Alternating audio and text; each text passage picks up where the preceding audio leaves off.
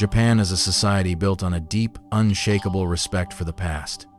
You see it in the meticulously kept wooden shrines standing quietly between neon-lit skyscrapers in Tokyo.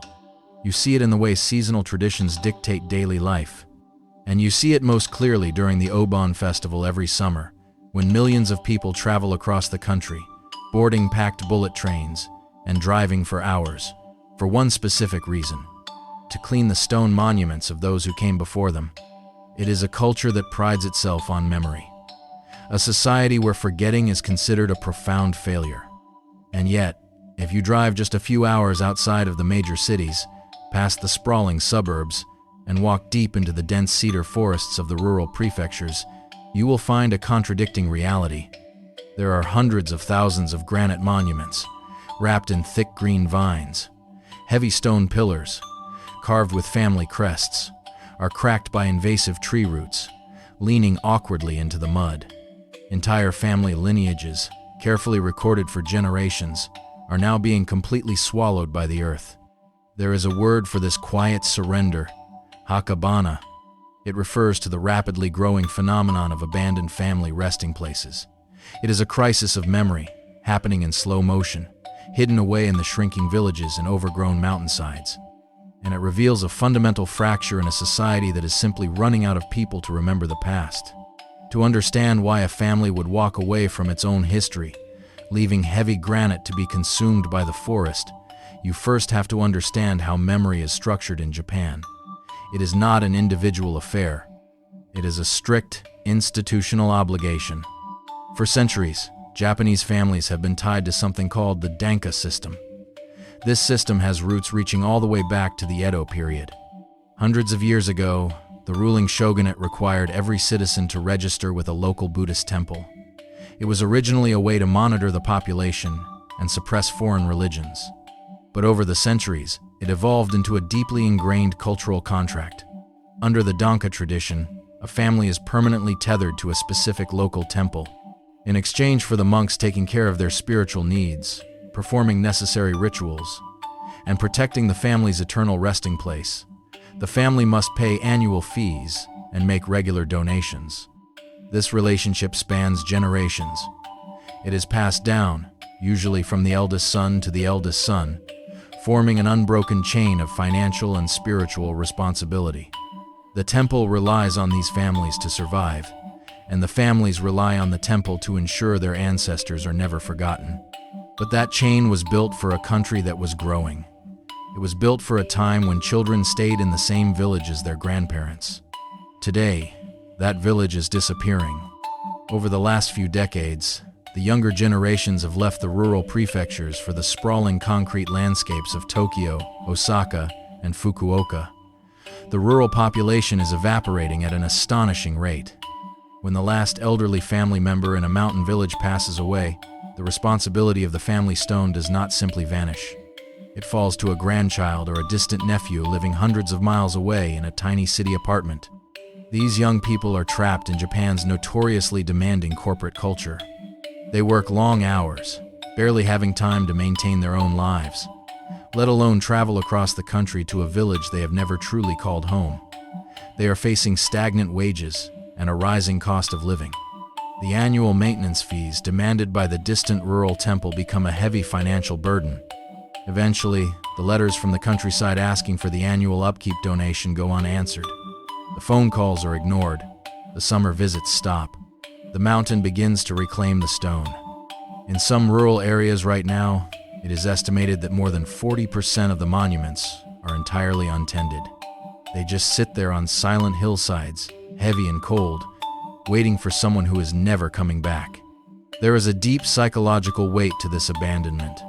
In traditional Japanese belief, the passing of a loved one is not the end of their journey. A spirit requires tending. It needs a living relative to offer incense, pour fresh water over the stone, and say the right words so it can find lasting peace. When a monument is forgotten, the spirits attached to it become muenbatoke. The word literally translates to disconnected spirits, or souls with no ties. It is a heartbreaking concept. To become muenbodok is to be untethered from the world of the living, forced to wander without a home, without a family to welcome you back during the summer festivals. For an older generation, it is the ultimate nightmare. The fear of becoming a disconnected spirit is a heavy, unspoken anxiety hanging over rural Japan today. Elderly residents watch their neighbors pass on, knowing that their own children will likely never return to clean their stones. Meanwhile, the local temples are facing their own quiet apocalypse. As the families vanish, the temple's income vanishes with them. Thousands of rural temples are on the verge of bankruptcy. The monks simply cannot afford to maintain the massive, overgrown hillsides by themselves. So, after a certain number of years with no contact and no financial support from a family, the temple is forced to make a difficult decision. The heavy granite stones are pulled from the earth. The carved names are permanently erased. The remaining ashes are removed from the family plot and relocated to a communal, anonymous resting site. The physical proof that a specific family existed in that village is wiped away. Some families, unable to bear the guilt of abandoning their ancestors entirely, but unable to maintain the rural connection, are choosing a different path. It has given rise to an entirely new, deeply melancholic industry. It is called Hakajimai. The word translates to tomb folding or closing the grave. It is a process of deliberate, formal erasure. For a few $1,000s, a family can hire a specialized Hakajimai contractor. The process is painfully clinical. A team arrives at the mountain. A monk performs one final, somber ritual to extract the spirit from the stone, apologizing to the ancestors for the disturbance. Then, the heavy machinery moves in. In a space meant for eternal silence, the roar of excavators echoes through the trees. They dismantle the granite blocks. They dig deep into the earth to retrieve the family urns. The stones are crushed and recycled, and the urns are placed in boxes, transported away from the mountains to the city where the living relatives actually reside. It is a practical solution, but it is also a profound admission of defeat. It is a family standing in the forest, acknowledging that their ancestral line in that region is officially finished. Because of the intense cultural pressure to honor the past, ordering a Hakajimai carries a quiet stigma. It is almost never discussed openly.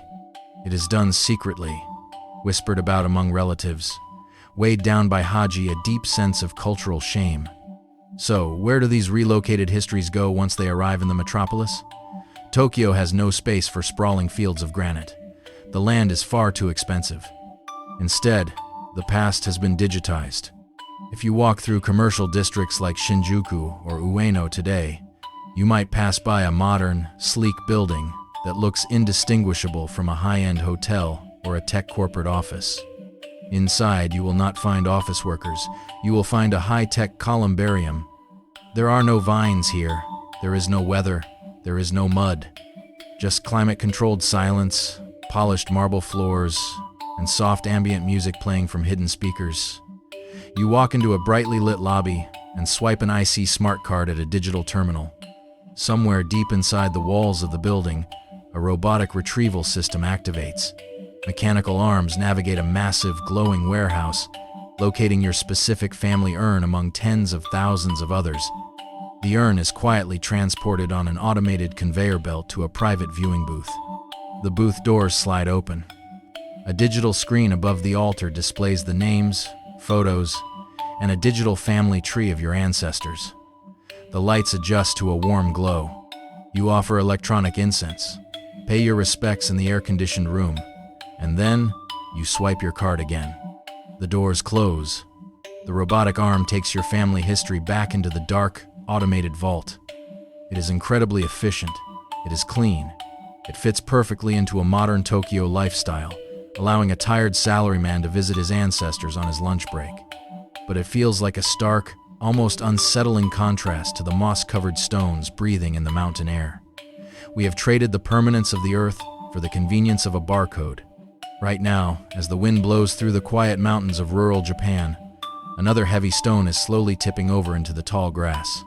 A family name, carved centuries ago, is fading under the rain, soon to be entirely illegible. And somewhere in a neon-lit Tokyo building, a robotic arm is placing a memory back onto a metal shelf in the dark. It makes you wonder what truly remains of us when the people who knew our names and the places we called home are gone. Subscribe if you want to sit with these questions with me every week. Nature is patient. It does not judge. It simply takes back what was left behind. The villages empty out. The stones sink into the mud, and the silence of the land claims the rest.